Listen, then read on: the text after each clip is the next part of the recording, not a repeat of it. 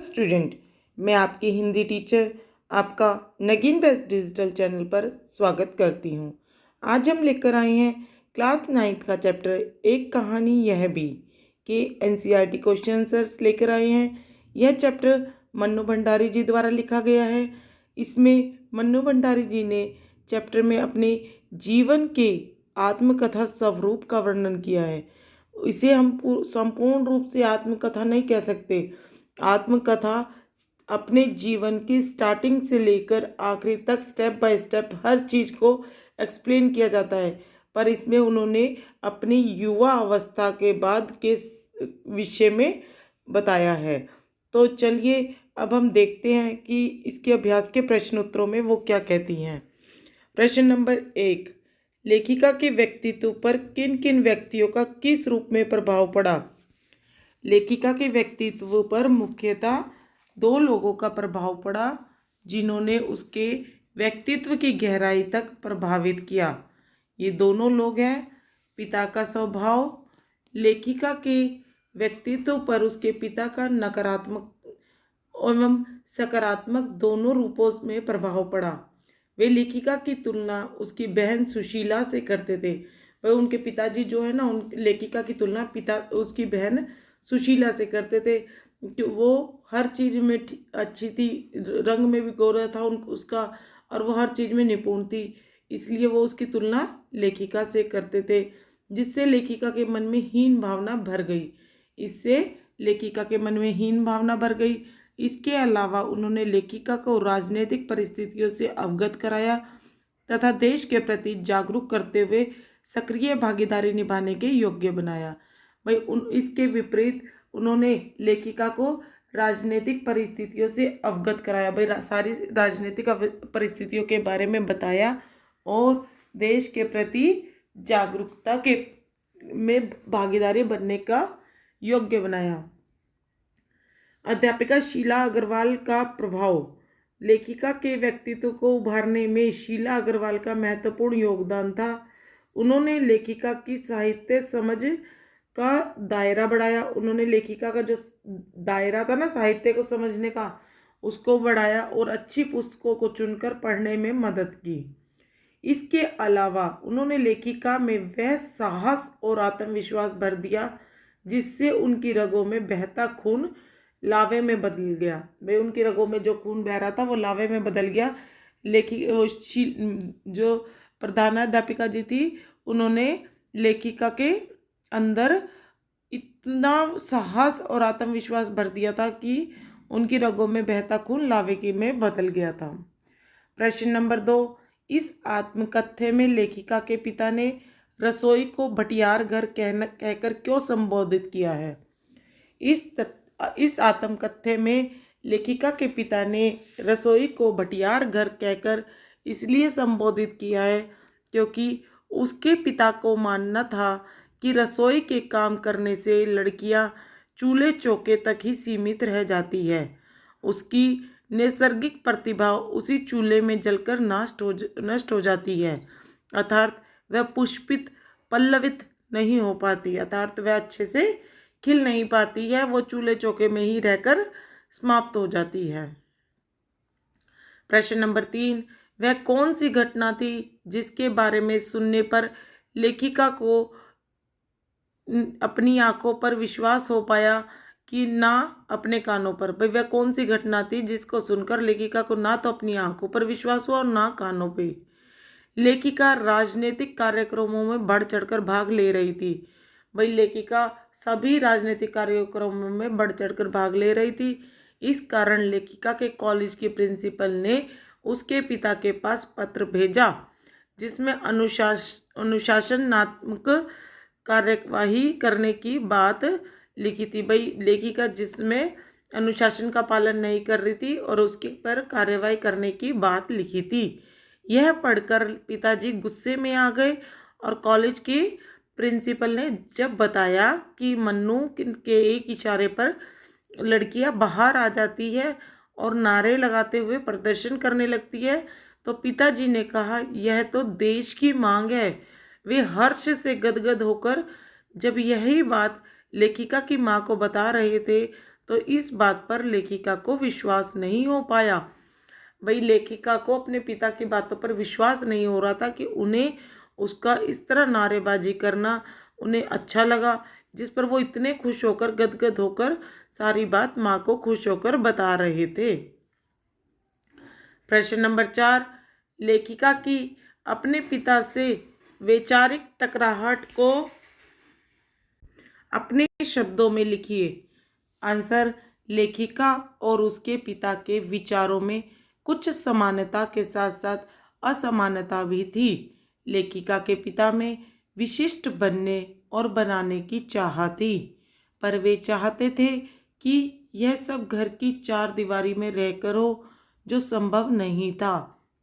वे नहीं चाहते थे कि लेखिका सड़कों पर लड़कों के साथ हाथ उठा उठा कर नारे लगाए, जुलूस निकाल कर हड़ताल करे। दूसरी ओर लेखिका को अपने घर की चार दीवारी तक सीमित आज़ादी पसंद नहीं थी। यही दोनों के मध्य टकराव का कारण थी। भाई लेखिका और उसके पिता के बीच कुछ असमानताएं थी और कुछ समानताएं थी। लेखिका के पिता भाई जहाँ ये चाहते थे कि लेखिका चार दीवारी में रहकर अपने जीवन को समाप्त ना करे, खराब ना करे, वहीं उन्हें यह भी पसंद नहीं था कि वो सड़कों पर लड़कों के साथ हाथ उठा उठाकर नारे व जुलूस लगाए, हड़ताल करे। दूसरी ओर लेखिका को अपने घर की चार दीवारी तक सीमित आज़ादी पसंद नहीं थी। यह दोनों के मध्य टकराव का कारण थी। प्रश्न नंबर 5, इस आत्मकथ्य के आधार पर स्वाधीनता आंदोलन के परिदृश्य का चित्रण करते हुए उसमें मन्नू जी की भूमिका को रेखांकित कीजिए। आंसर, स्वाधीनता आंदोलन के समय सन 1942 से 1947 तक देश में देश प्रेम एवं देशभक्ति की भावना अपने चरम सीमा पर थी। आज़ादी पाने के लिए जगह जगह हड़तालें, प्रदर्शन, जुलूस, प्रभात फेरियां निकाली जा रही थी। इस आंदोलन के प्रभाव से मन्नू भी अछूती नहीं थी। प्रदर्शन, जुलूस, प्रभात फेरियां निकाली जा रही थी। इस आंदोलन के प्रभाव से मन्नू भी अछूती नहीं थी। वह सड़क के चौराहे पर हाथ उठा उठाकर भाषण देती, हड़तालें करवाती और अंग्रेजों के विरुद्ध विरोध प्रकट करने के लिए दुकानें बंद करवाती। इस तरह लेखिका इस आंदोलन में सक्रिय भागीदारी निभा रही थी। रचना और अभिव्यक्ति के आधार पर क्वेश्चन आंसर्स। लेखिका ने बचपन में अपने भाइयों के साथ गिल्ली डंडा और पतंग उड़ाने जैसे खेल भी खेले, किंतु लड़की होने के कारण उनका दायरा घर की चार दीवारी तक सीमित था। क्या आज भी लड़कियों के लिए परिस्थितियां ऐसी ही हैं या बदल गई हैं? अपने परिवेश के आधार पर लिखिए। आंसर, लेखिका के बचपन में लड़के लड़कियां साथ खेलते थे, परंतु दोनों की सीमाएं अलग अलग थी। लड़कियों की आज़ादी घर की चार दीवारी तक सीमित थी, पर लड़कों की घर के बाहर तक। लेखिका के बचपन अर्थात वर्ष 1930 के आसपास का समय और आज के समय में परिस्थितियां पूरी तरह बदल गई है। आज शहरी क्षेत्रों में लड़के लड़कियों में भेद नहीं किया जाता। वे पढ़ने लिखने, खेलने कूदने में लड़कों से पीछे नहीं हैं। उनका प्रदर्शन दिनों दिन निखर रहा है। कभी लड़कियों के लिए जो खेल निश्चित थे, आज उनमें वे बहुत अच्छा प्रदर्शन कर रही है। भाई जिस समय पर लड़कियों के लिए जो खेल निश्चित थे, मना थे, बैन थे, आज लड़कियां उन्हीं खेलों में बहुत अच्छा प्रदर्शन कर रही है। प्रश्न नंबर 7, मनुष्य के जीवन में आस पड़ोस का बहुत महत्व होता है, परंतु महानगरों में रहने वाले लोग प्राय पड़ोस कल्चर से वंचित रह जाते हैं। इस बारे में अपने विचार लिखिए। मनुष्य के सामाजिक विकास में पड़ोस कल्चर का विशेष योगदान होता है। यही पड़ोस कल्चर हमें उचित व्यवहार की सीख देता है, जिससे हम सामाजिक मापदंडों, सहानुभूति जैसे मूल्यों का पुष्पन पलवन होता है।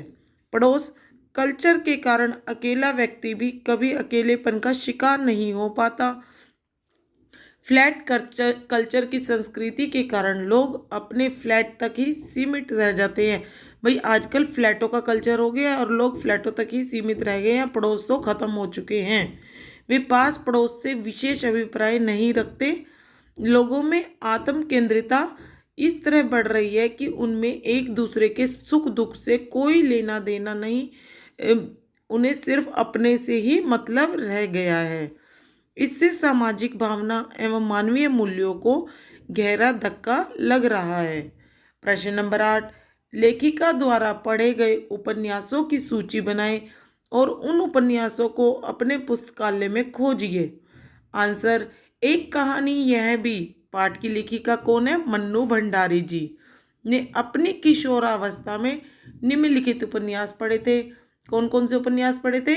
शेखर एक जीवनी, सुनीता, नदी के द्वीप, चित्रलेखा, त्यागपत्र। प्रश्न नंबर 9, आप भी अपने दैनिक अनुभवों को डायरी में लिखिए। अन्य पाठ्येतर हल प्रश्न। प्रश्न नंबर 1, इंदौर में लेखिका के पिता खुशहाली के दिन जी रहे थे।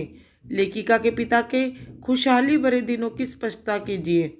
इंदौर में लेखिका के पिता की प्रतिष्ठा थी, नाम था, सम्मान था। वे कांग्रेस के साथ साथ सुधार कार्यों से जुड़े थे। शिक्षा के नाम पर वे केवल उपदेश ही नहीं दिया करते थे, बल्कि 8-10 विद्यार्थियों को अपने घर पर रखकर पढ़ाया करते थे, जिनमें से कई आज अच्छे पदों पर हैं। वहाँ उनकी उदारता के चर्चे भी खूब प्रसिद्ध थे। भाई पिताजी, लेखिका के जो पिताजी हैं वो इंदौर के लेखिका की प्रतिष्ठा थी। वहाँ पर इंदौर में लेखिका की प्रतिष्ठा थी, नाम था, सम्मान था, क्योंकि वो नवाबी ठाट बाट से रहते थे वहाँ पर कांग्रेस के साथ साथ सुधार कार्यों से जुड़े भी हुए थे। आर्थिक स्थिति खराब होने के कारण उन्हें इंदौर को छोड़कर जाना पड़ा था। लेखिका के पिता का स्वभाव शक्की क्यों हो गया था? इस शक का परिवार पर क्या असर पड़ रहा था? लेखिका के पिता का स्वभाव इसलिए शक्की हो गया था क्योंकि उन्होंने जिन लोगों पर आंख बंद करके भरोसा किया था, उन्होंने उनके साथ विश्वासघात किया। भाई जिन्होंने अपने रिश्तेदारों पर, भाई बंधुओं पर आंख बूंद कर भरोसा किया था, उन्हीं लोगों ने उनके साथ विश्वासघात किया। इतना ही नहीं, उनके अपनों ने भी उनके विश्वास पर चोट पहुंचाई थी। इसका परिणाम यह हुआ कि वे परिवार के सदस्यों को भी शक की दृष्टि से देखते थे। उनके क्रोध का शिकार परिवार वालों को होना पड़ता था। प्रश्न नंबर 3, लेखिका अपने भीतर अपने पिता को किन किन रूपों में पाती है? लेखिका के व्यक्तित्व के विकास में उसके पिता का सकारात्मकता और नकारात्मक दोनों रूपों में योगदान है। लेखिका आज अपने विश्वास को जो खंडित पाती है, उसकी व्यथा के नीचे उनकी शक्की स्वभाव की झलक दिखाई पड़ती है। भाई लेखिका जो व्यथा महसूस करती है ना, उसका कारण है पिताजी का शक्की स्वभाव की झलक, जो लेखिका आज अपने विश्वास को भी खंडित पाती है, जिसकी वजह से। इसके अलावा उसके पिताजी उसके भीतर कुंठा के रूप में, प्रतिक्रिया के रूप में और कहीं प्रतिछाया के रूप में विद्यमान है। प्रश्न नंबर 4, लेखिका अपने ही घर में हीन भावना का शिकार क्यों हो गई? लेखिका बचपन में काली, दुबली और मरियल सी थी। इसके विपरीत उसकी 2 साल बड़ी बहन सुशीला खूब गोरी, स्वस्थ और हंसमुख थी। लेखिका के पिता को गोरा रंग पसंद था। वे बात बात में लेखिका की तुलना उसकी बहन से करते और उसे हीन संबंध सिद्ध करते। भाई वो बात बात में उसकी तुलना उसकी बहन से करते और उससे लेखिका को हीन भावना उत्पन्न होती। इससे लेखिका के मन में धीरे धीरे हीनता की ग्रंथि पनपने लगी और वह हीन भावना का शिकार हो गई। प्रश्न नंबर 5, लेखिका को अपने वजूद का एहसास कब हुआ? घर में लेखिका के व्यक्तित्व को सकारात्मक विकास कब से शुरू हुआ? ये क्वेश्चन दोनों किसी भी तरीके से एग्जाम में पूछे जा सकते हैं। इसका आंसर है, अपने ही घर में लेखिका के व्यक्तित्व का सकारात्मक विकास उस समय शुरू हुआ जब उसकी बड़ी बहन का विवाह हो गया और उसके 2 भाई किससे? घर से बाहर अर्थात कोलकाता पढ़ाई करने चले गए। अब पिताजी ने उसके व्यक्तित्व पर ध्यान देना शुरू किया। वे उसे रसोई में न भेजकर उन बैठकों में उठाने बिठाने लगे के लिए प्रोत्साहित करते जहां राजनीतिक गतिविधियों पर चर्चाएं होती थी। भाई बाद में पिताजी ने मुझ पर ध्यान देना शुरू करा जब, और फिर मुझे रसोई में ना भेजकर वो राजनीतिक गतिविधियों पर चर्चाएं करने के लिए बिठाते थे।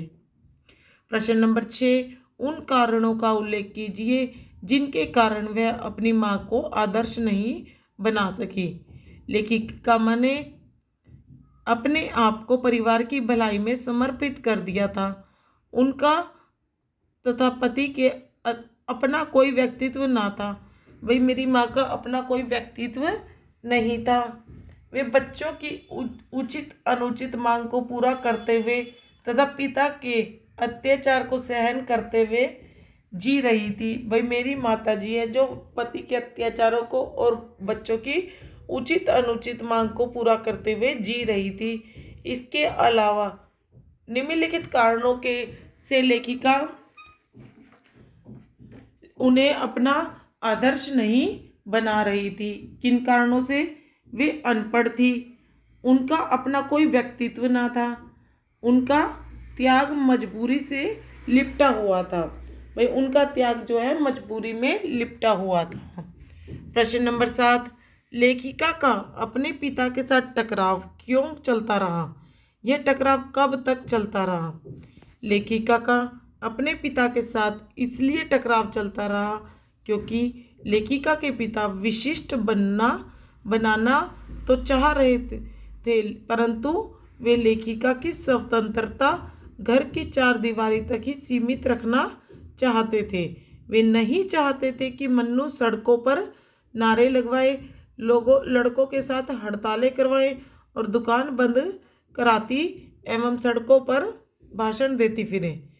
अपने पिता के साथ उसका यह टकराव राजेंद्र से शादी होने तक चलता रहा। भाई उसका टकराव शादी होने तक लगातार अपने पिताजी के साथ चलता ही रहा। प्रश्न नंबर 8, 10वीं के बाद लेखिका के द्वारा पुस्तकों का चयन और साहित्य चयन का दायरा कैसे बढ़ता गया?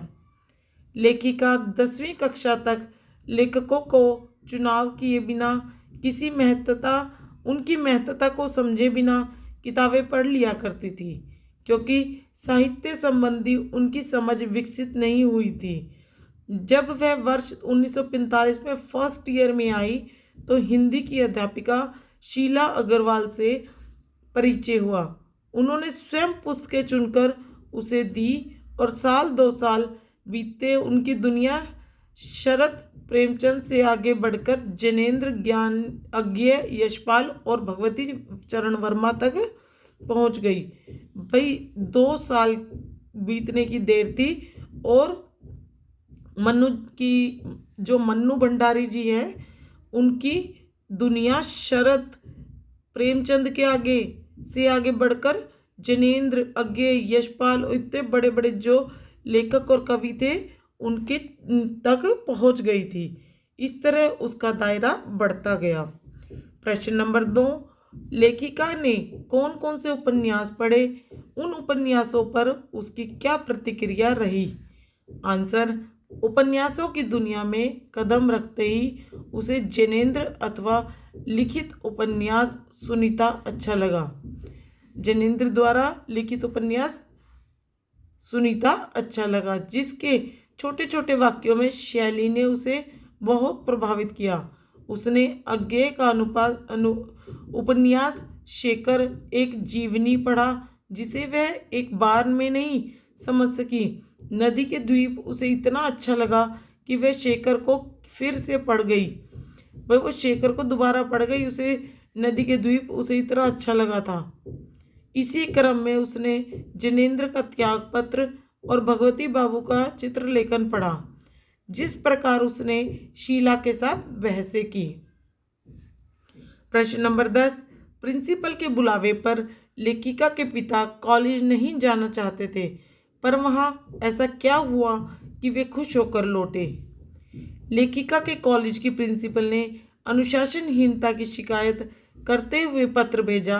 पत्र पाकर उसके पिता आग बबूला होते हुए कॉलेज गए। वहाँ प्रिंसिपल ने बताया कि सारे कॉलेज की लड़कियों पर मन्नू का रोब है। उसके एक इशारे पर वे बाहर आ जाती है। इससे कक्षाएं चलना मुश्किल हो रहा है। यह सुनकर उसके पिता खुश हुए। उन्होंने प्रिंसिपल से कहा, यह सारे देश की पुकार है।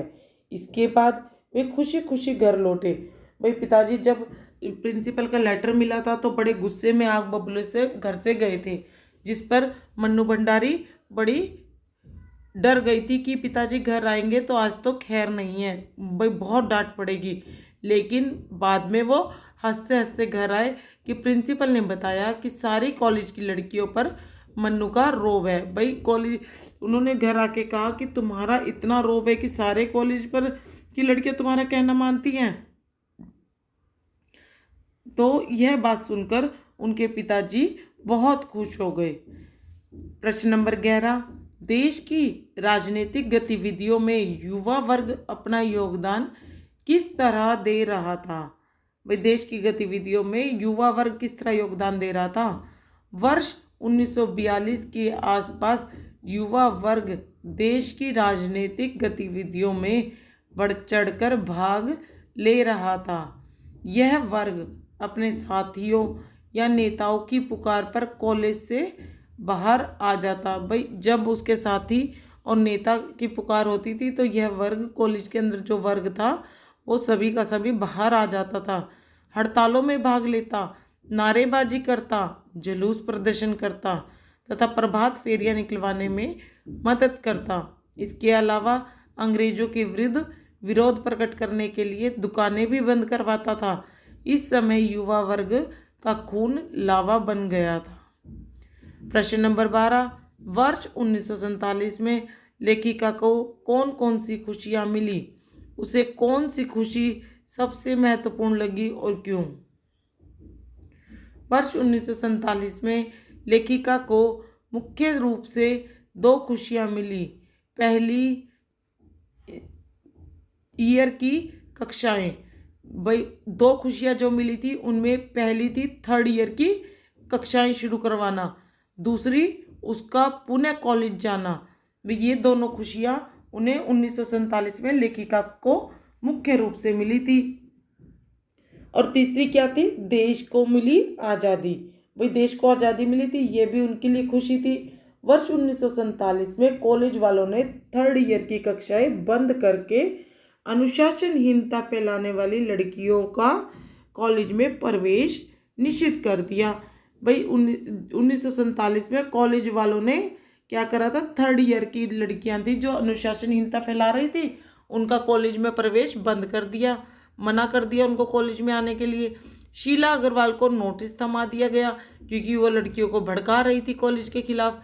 पर मन्नू और अन्य लड़कियों ने बाहर से इतना शोर मचाया कि उन्हें अगस्त में 3rd ईयर की कक्षाएं फिर शुरू करनी पड़ी।